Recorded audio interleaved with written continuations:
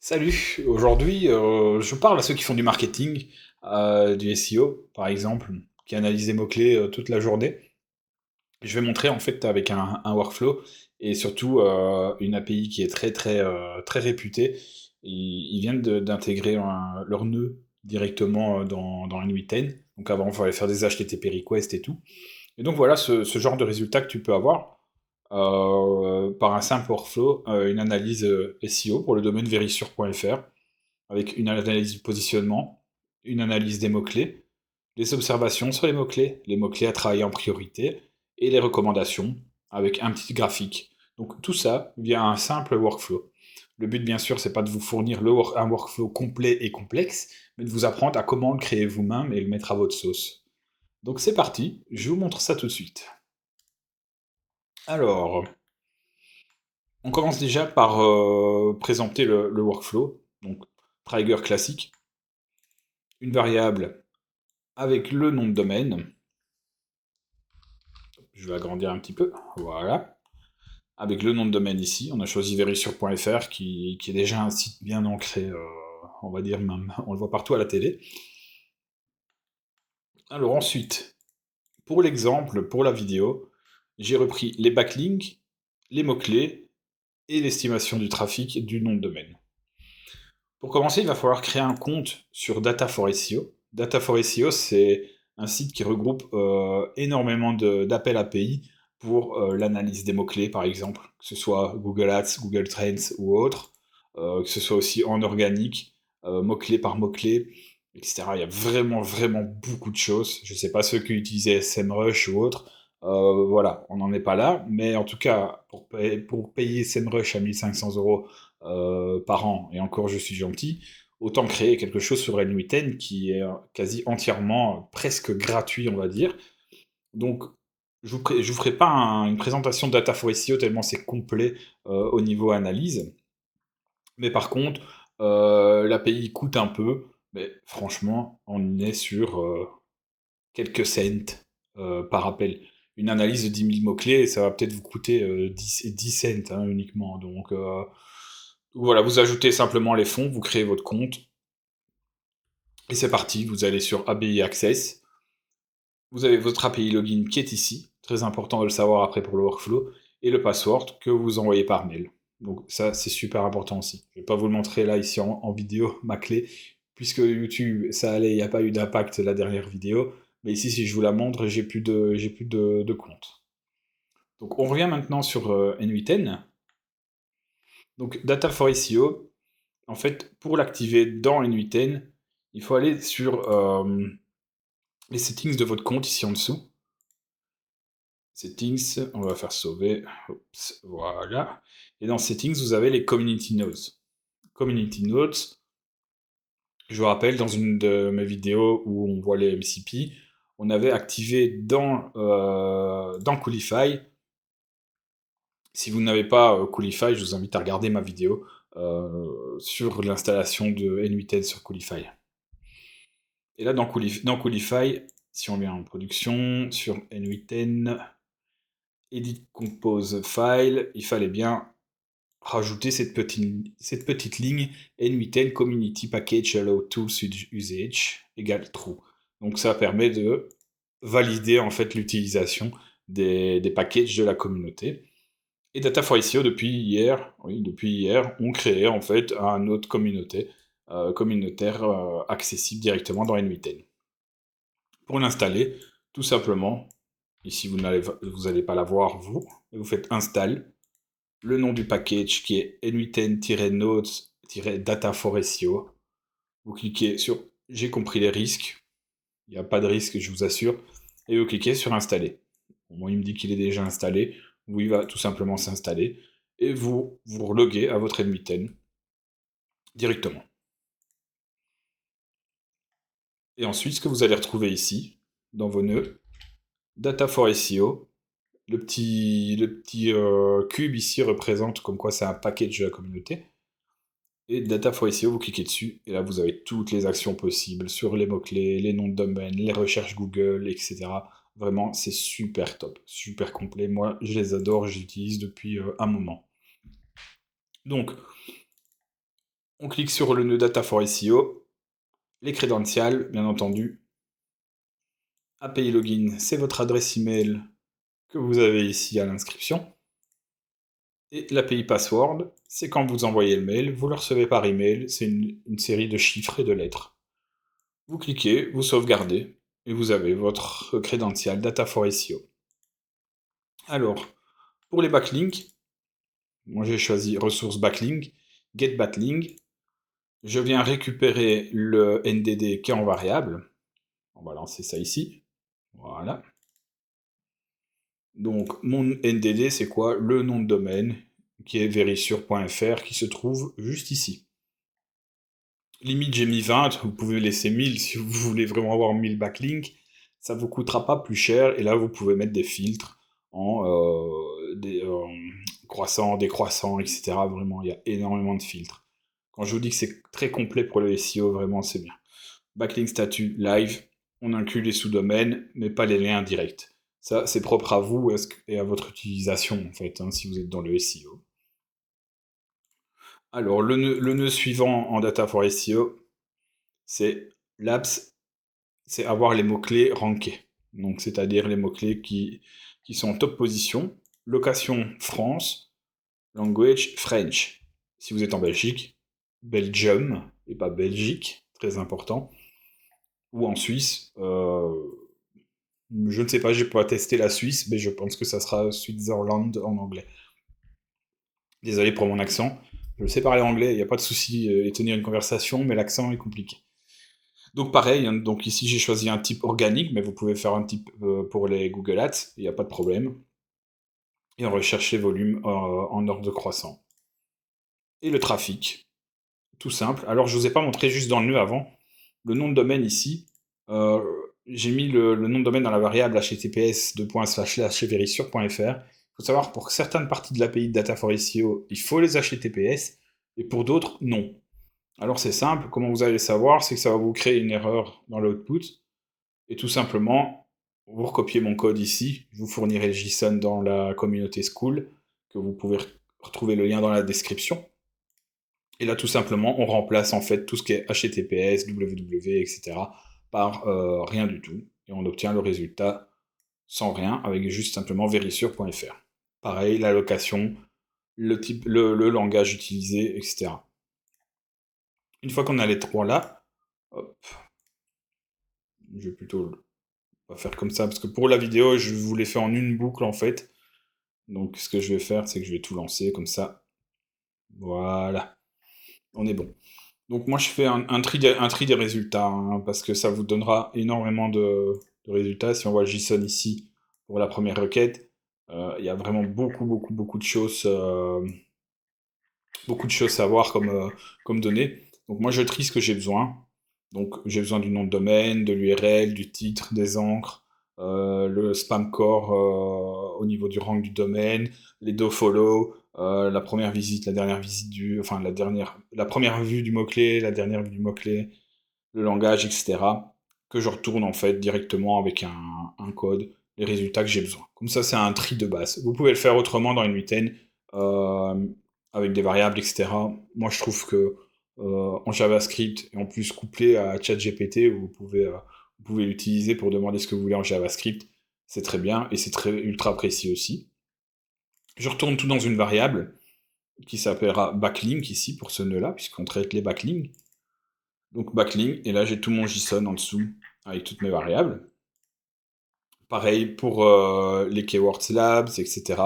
Ben, j'ai mis la même chose dans le code, je trie ce que j'ai besoin. Donc si on vient ici, voilà, je récupère seulement les variables qui sont intéressantes pour l'analyse.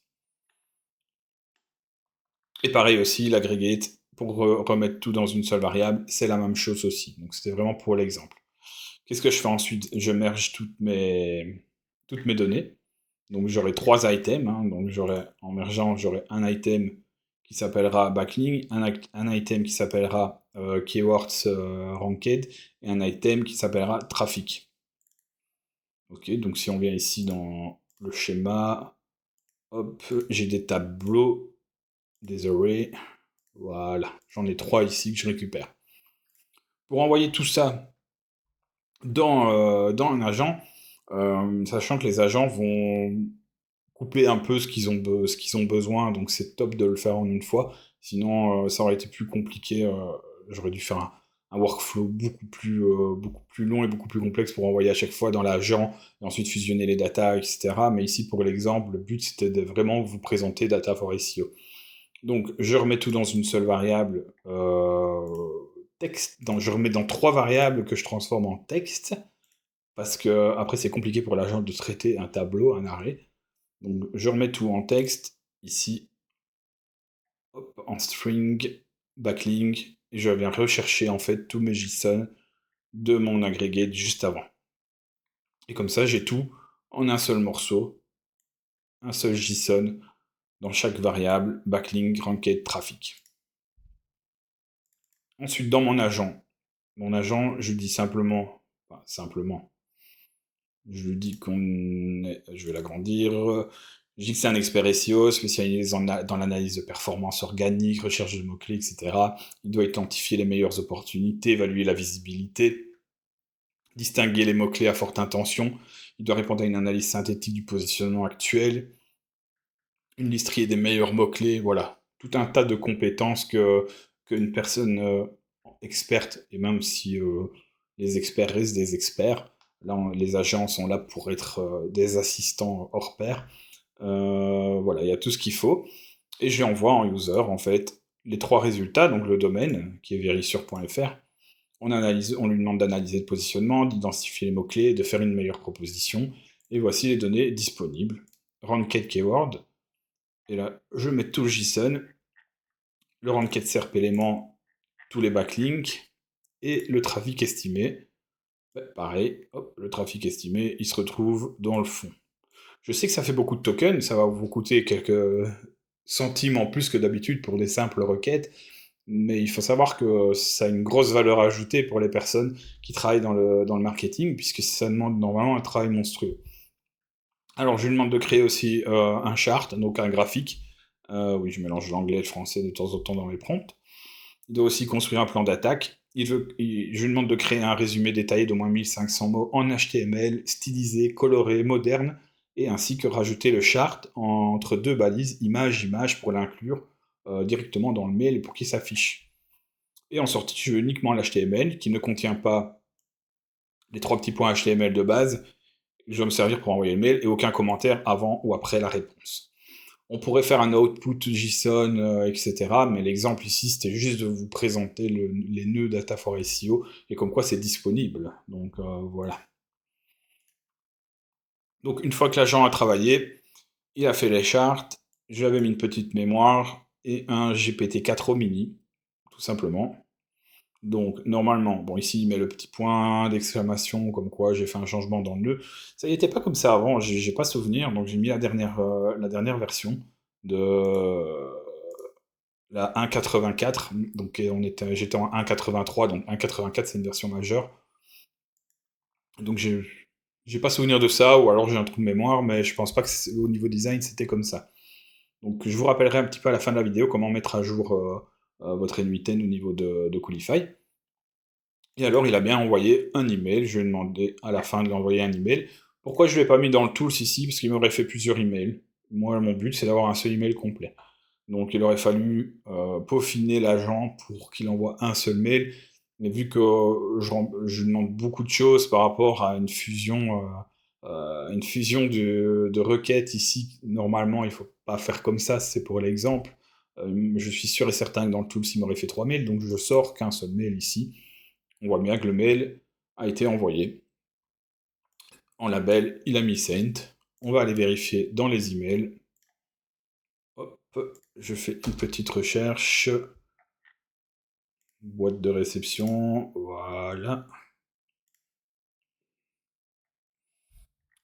Voilà, il m'a fait un premier chart, positionnement actuel. Ok, analyse de vérissure, on est en position pour les mots-clés. Bon voilà, il y a moyen de le peaufiner un petit peu, hein. Je ne sais pas ce qu'il veut dire sur le chart ici, mais je pense qu'il parle de certains mots-clés. Alors, analyse du positionnement. Visibilité, le site génère un trafic organique estimé à 131 782 visites par mois, pas mal, hein, du coup. Nombre de mots-clés classés, oui, 1290 mots-clés, ou 90 mots-clés, pardon. C'est vraiment énorme. Position des mots-clés, le site est bien positionné avec plusieurs mots-clés en position de 1 à 10, ce qui est prometteur pour la conversion. Donc je pense que ici dans le graphe, il voulait mettre qu'il y a 5 mots-clés positionnés entre 1 et la première et la troisième position. Entre la position 4 et 10, il y a 16 mots-clés. Entre la position 11 et 20, il y a 24 mots-clés. Entre la position 25-50, il y a 30 mots-clés. Donc c'est vraiment pas mal. Mots-clés à haut potentiel, cette analyse a permis d'identifier plusieurs mots-clés. Vérissure, position 4, volume de recherche sans limite, difficulté 15. Logique. Pourquoi position 4? Parce que c'est pas Vérissure FR, ça dépend aussi des navigateurs, etc. Donc à peaufiner dans l'agent ou dans les API de Data for SEO.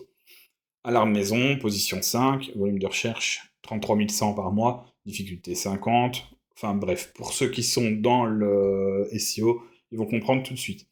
Recommandation, optimiser le contenu existant. Vous voyez, des fois, il fait des petites fautes comme ceci, donc c'est vraiment à peaufiner quand vous mettez en production chez vos clients. Donc, améliorer les pages existantes pour les mots-clés avec un classement inférieur à 10, créer du contenu nouveau, backlink building, acquérir des backlinks à partir de sites pertinents pour renforcer l'autorité, améliorer le classement organique. Et en capitalisant sur les mots-clés à fort potentiel identifiés, en optimisant la stratégie du contenu, Verisure.fr peut améliorer sa visibilité, augmenter son trafic organique et finalement booster ses conversions. Bon, est-ce que j'envoie ça à Verisure.fr? Non, puisque vous devez créer un gros workflow avec tout ça maintenant et faire vraiment des analyses. Moi, ce que je fais de mon côté, de temps en temps, je fais du marketing pour des clients. Un rapport, c'est 65 pages minimum, hein, au niveau d'une analyse sur un site comme ça existant. Donc voilà, mais il y a de quoi jouer avec, et je suis sûr que vous pouvez avoir un workflow qui fait deux écrans, et que c'est deux écrans avec un dashboard, tout enregistré dans Supabase, etc. Il n'y a pas de souci. Donc, je vous rappelle aussi que tout est disponible sur la Community School. La Community School qui, maintenant, on est 108 personnes. Il y a vraiment une bonne ambiance, il y a du mouvement, il y a de l'activité. Je réponds aux questions. Je fais du coaching 30 minutes par mois avec vous gratuitement. Je participe à vos projets, je discute avec vos business. Voilà, plein de choses. Donc, n'hésitez pas. Et surtout, abonnez-vous à la chaîne aussi. Lâchez un petit like, un petit commentaire, ça motive toujours. La chaîne augmente tous les jours, c'est vraiment sympa. Vous me suivez, j'ai que des super messages positifs. Donc allez-y. Et je vous mets tous les liens, Data for SEO, etc., Schools, dans la description. Vous verrez que Data for SEO, ça sera un lien affilié. Ça me permet de gagner quelques cents sur vos inscriptions.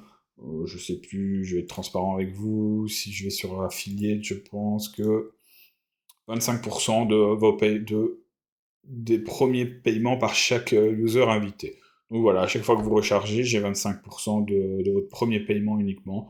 Donc voilà, c'est un petit plus. Moi, ça me permet de continuer, les vidéos aussi, et peut-être pourquoi pas investir dans une meilleure caméra ou un fond derrière moi, parce qu'il est un peu pauvre derrière en blanc. Donc voilà, en tout cas, j'adore ça, j'adore partager avec vous. Donc n'hésitez pas, le JSON sera disponible directement dans la communauté School. Allez, salut et à bientôt. Ah, je voulais vous montrer quelque chose, je pense.